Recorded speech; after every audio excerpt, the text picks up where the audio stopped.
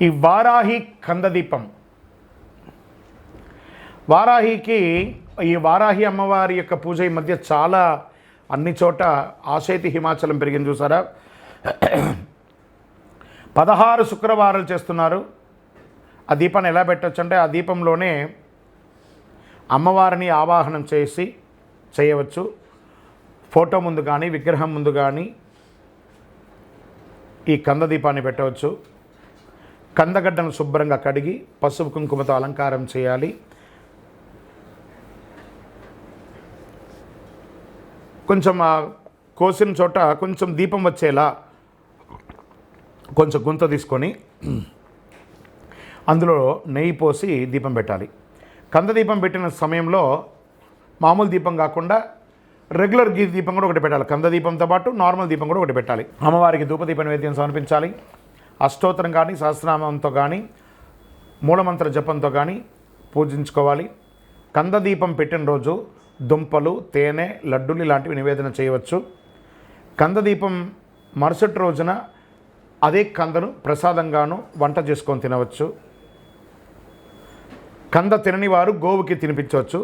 ఇలా ప్రతి శుక్రవారం రాత్రి చేస్తే మీకు ఉన్న ఆటంకాలన్నీ తొలగిపోయి ఐశ్వర్యం సంకల్పిస్తుంది. ముఖ్యంగా గొడవలు, నిందలు ఇవన్నీ తొలగిపోతాయి.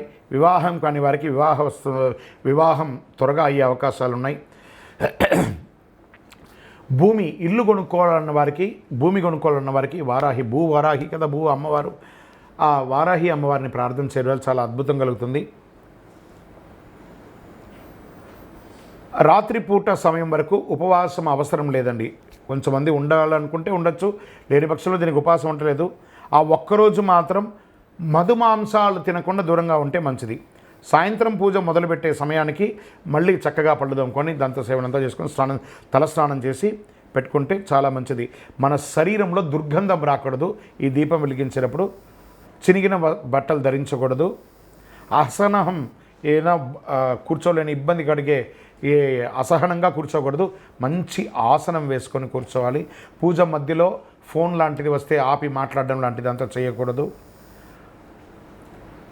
ప్రదోషకాలం సంధ్యా సమయంలోనే ఈ పూజను చేయాలని చెప్పడం చాలా విశేషం. ఎవరైతే ఈ యొక్క వారాహి కందదీపం వెలిగిస్తారో వాళ్ళ జీవితంలో అద్భుతాన్ని సాధిస్తారు. విజయోస్తు.